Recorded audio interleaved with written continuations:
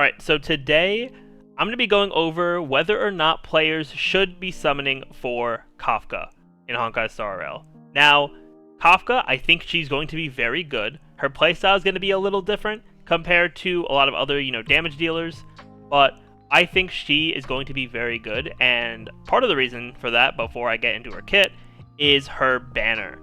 Because her banner has characters that are really going to mesh well with her, no matter what. Because she has on her banner Luka, who I'm going to cover in a separate video, Sampo, and Serval. Now, I think Serval of the three has the least. I wouldn't say I don't want to say the least, she doesn't have any, but the least synergy with her compared to the other two, because Luka and Sampo really work with her kit, and I think that's super important for her.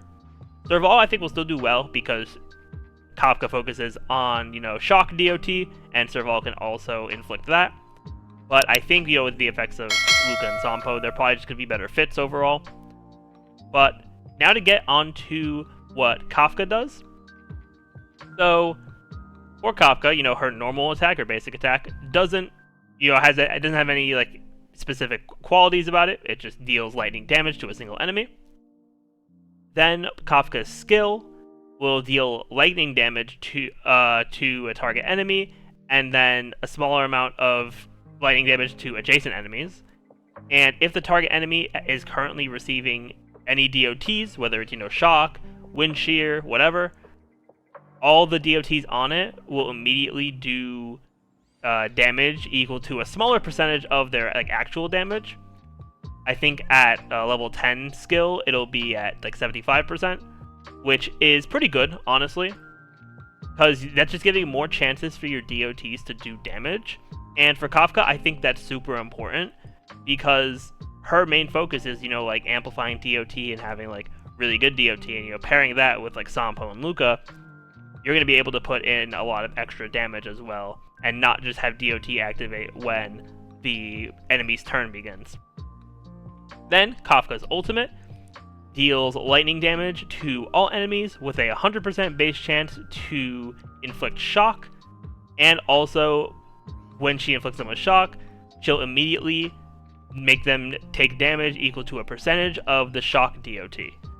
So, yeah, unlike the skill, this detonation is only for the shock. And the shock caused by the ultimate will last for 2 turns. And the shocked enemies will receive lightning DOT equal to a pretty high percent. It's 115% at level 1 talent. Level 1 trace.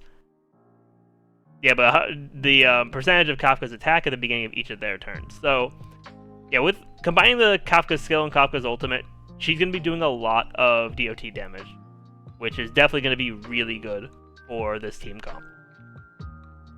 Then now, I'm going to move on to her talents. Her talent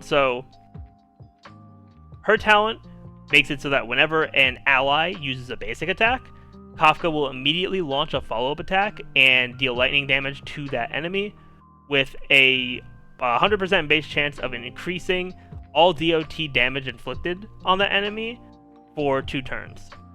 And you can only do this 1 time per turn, which this is really good for the Sampo and Luka team comp they're going to be running with Kafka, because they're going to be inflicting their own DOTs, right? Sampo's going to have wind shear, Luka's going to have bleed, and then you'll have the shock from Kafka.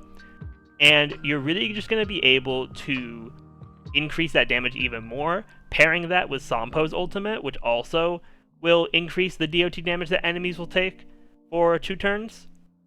So yeah, just having more ways to amplify that DOT damage is going to make this team, more and more viable and more successful as well, even though it's really a 3-person team plus a healer for how Kafka's team is pretty much going to go. Then we have Kafka's technique, which will immediately attack an enemy, and after entering battle, it'll deal lightning damage to a random enemy as well. And all enemies will have a 100% base chance of becoming shocked for 3 turns, so using her technique is going to be good to get that DOT going right away.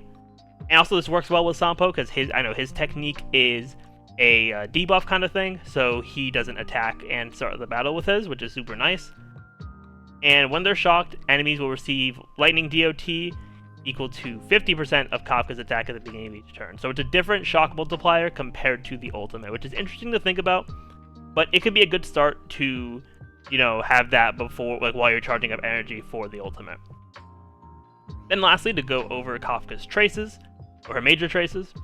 Her first major trace at Ascension 2 makes it so that when DOTs immediately deal damage to enemies with her skill or ultimate, their damage multiplier is proportionally increased, and the increase is equal to 15% of Kafka's break effect, up to a max of 30%. So break effect will definitely be like an interesting thing to have on her. So it's not a bad thing if you have relics on her that are going to be able to boost her break effect. And then she also gets it from some of those like minor traces as well, which is super nice. Then her second major trace at Ascension 4, Plunder. If an enemy is defeated while they're shocked, Kafka gets 5 energy for it, which is super nice. You can keep, you know, getting shock on enemies, and yeah, that's going to be very helpful.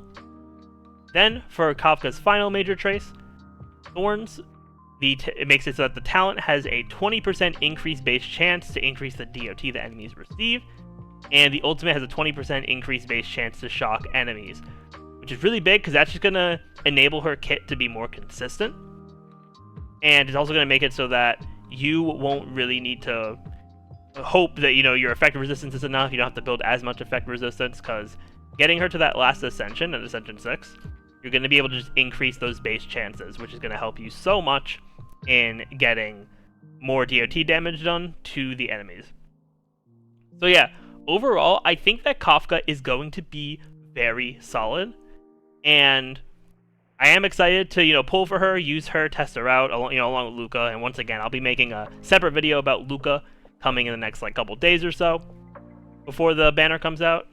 But yeah, if you enjoyed this video, you know, want to see more, definitely be sure to hit that like button, leave a comment, subscribe to the channel, and ring that notification bell. But with that, everyone, thank you all so much for watching, and I will see you all next time.